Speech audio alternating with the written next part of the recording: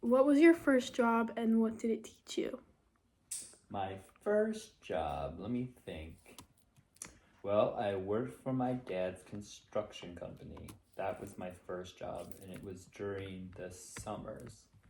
And what did I learn?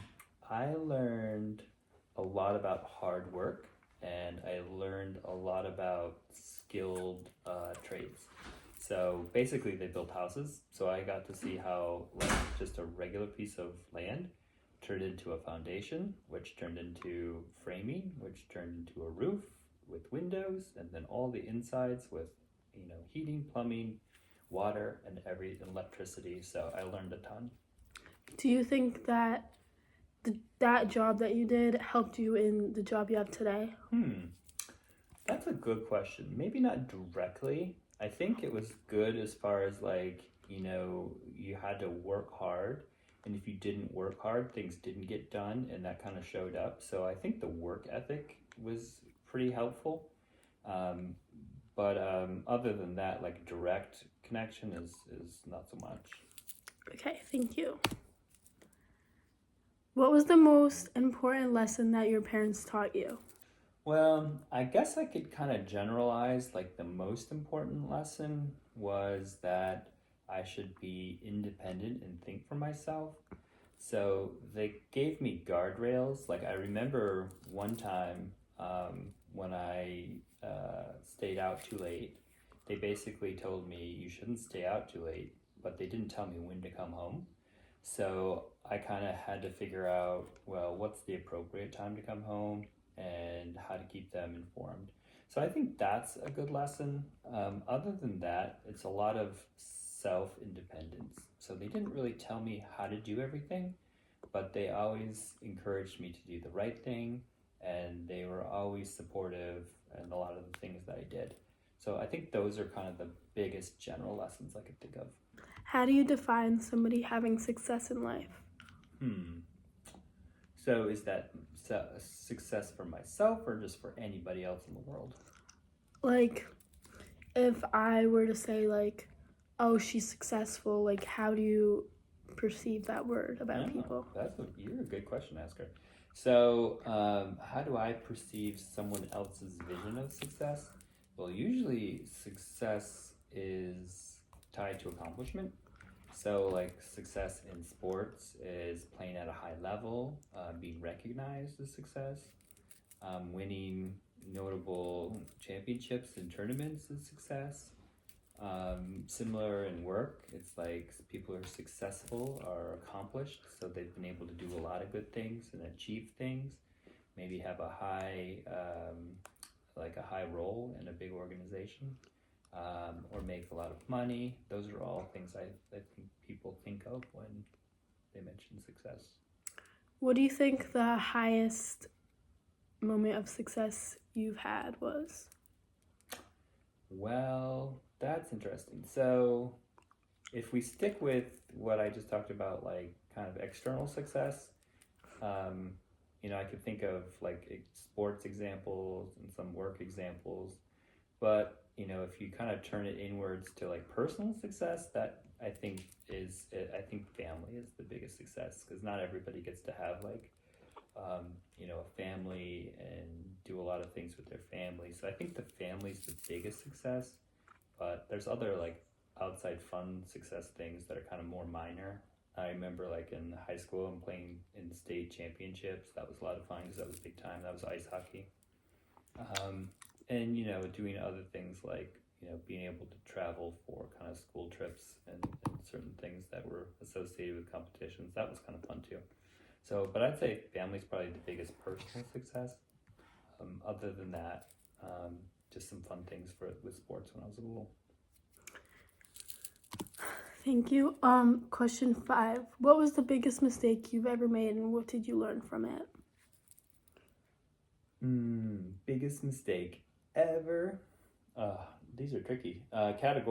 Putting categories around it helps a lot because I've seemed to have made plenty of mistakes through life. What was the biggest mistake that had the most life lesson teaching moment? Well, let's see. I don't know if it was particularly my mistake. There's a couple things that were interesting. One thing that's kind of small and random, but it was kind of impactful, was that when I was little, maybe your age or something like that, I was riding horses with my mom, and my mom had a friend who was kind of new to horse riding. So we were all kind of going together because my sister was too young. So I was kind of riding along, and the horses were kind of going close to a road. And if you know anything about horses, they can get scared by things. So my mom's friend, right, made a mistake. It wasn't my mistake, but I'm bringing this up because of kind of my reaction to it, which was kind of interesting. So her horse got really scared, and she got scared. So that was kind of the big mistake. You have to remain as calm as you can when your horse is kind of scared, because that helps kind of calm the horse, if you can believe that. So the horse stepped sideways, and then she kind of slid, and then the saddle she was riding also slid under the horse, and the horse got even more scared. So at that moment, she had fallen off the horse, and the horse had run away. Well, I turned and chased the horse down, and that was very exciting and exhilarating. But it wasn't perhaps my biggest mistake, but it kind of flashed to my mind because it was my reaction to the mistake. Because I've had lots of mistakes, but basically it's like in the moment is the tricky part, because you don't really know what you're going to do when a mistake happens until you react to it.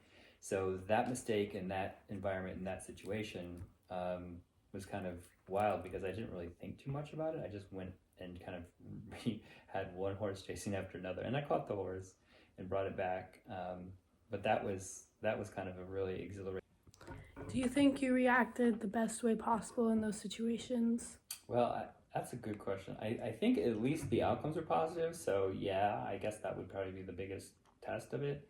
Because if I didn't do the right thing, especially driving a car, it could have been bad, right? Could have rolled, could have went off the road, could have ran into something.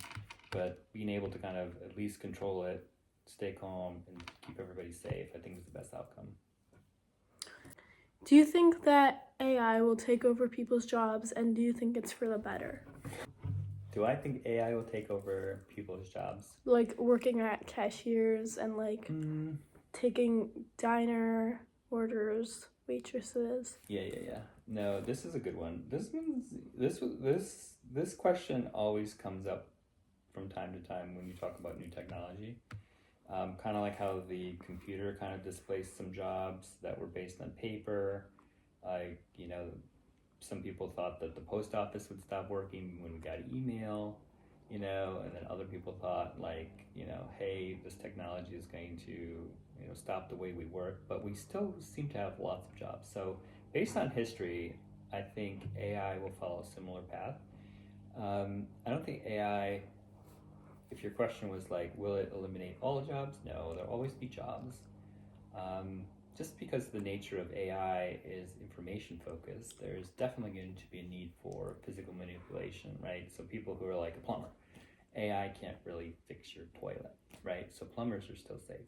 I think the idea is that it will disrupt information workers, right, in what they do day to day. So people who read a lot of information or read a lot of data and then kind of generated a report or kind of tried to make sense of data, I think those jobs are going to change. Whether or not those people get put out of work is a relative question, because they just may have better jobs. They may be able to do more than they could before. So people who spend all day reading email and replying to email may now be able to accelerate that and do a whole lot more and do other things. So I think some jobs will change, some jobs will go away, but hopefully more jobs will come online, and AI will be a big asset and a tool to us as we accelerate into the future. What was your dream job as a kid? Well, let's see. I don't know if I've really had so much of a dream job Or growing up when teachers would ask you what do you want to be when you grow up? And I probably would say that I was pretty soft on a strong answer. I mean, I like jobs that were kind of more adventurous, and that's probably just, due to that time in your life, you just want to go out and do something that's adventurous. So kind of exploring, kind of like wanting to go to the moon or be an astronaut, but not really seriously wanting to be an astronaut, but that's the kind of adventurous kind of thought. So, I think it was kind of an unknown, on specifics. Like, I don't want to, I want to become a ship's captain and pilot the seven seas. Nothing that specific, just like more of an open mind to see like what the world was like. So I think that's probably the best way to do it, because even going into college, I didn't have a specific job like I wanted to actually do. It's not like I went to college to become an accountant, right? I didn't have that kind of plan. So I kind of knew things that interested me, and I kind of pursued the passion, but I didn't really have a specific job in mind. Do you think that the job you have today had like the job that you wanted to have, it had any sort of influence on the job you have today? Yes, I think that is a good question. That's a really good follow-up, because I think it's the idea, it's the mindset that leads you into the jobs that you have. So I think the idea of like not being kind of afraid of uncertainty or the unknown plays a role in it, like having a little bit more comfort with risk. So going into jobs that are kind of not clearly defined, maybe a little bit more of discovery or innovation, definitely suits me. Okay, next question. What is your biggest fear? Like, what do you fear the most if like in Harry Potter when they bring that thing out of the door, like what would be your biggest fear? A Bogart, right? Is it Harry Potter? Yeah. Just trying to remember my Harry Potter.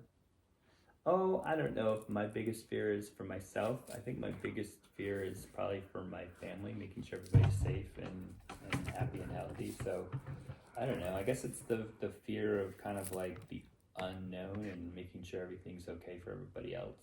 So not a very good not a very good answer, but not like I'm maybe afraid of sharks in the ocean if I'm swimming out. Yeah. That could be another thing. Afraid of sharks in the middle of the ocean. Do you think that having this fear has impacted anything that you've done in your life? No. Oh, well, I mean, I guess if you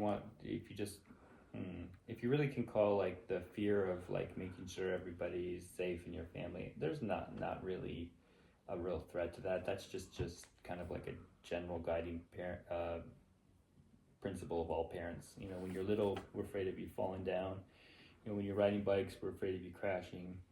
You're playing soccer, we're afraid of you getting your head hurt.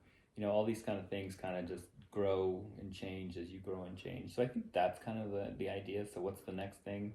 Making sure Ava's safe driving. That's going to be and then safe when she's on her own. And same for you. So those I think are the general kind of things. They're not really fears, but they're fears.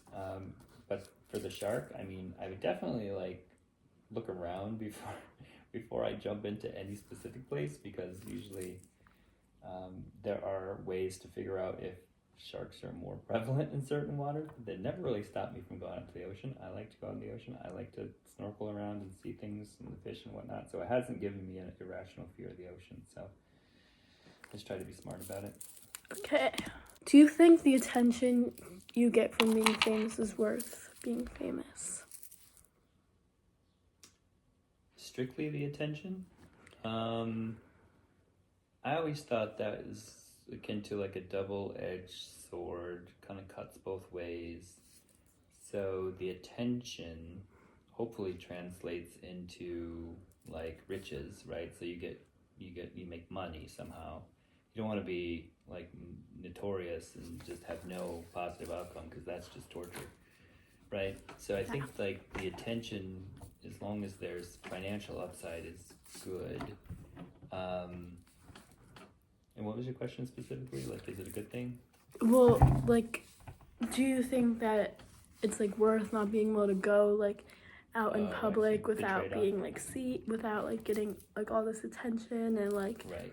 So I think personally, it's like if you are famous, too famous to go out to places where regular people go, I think it's only worth it if you get like the money that goes with it.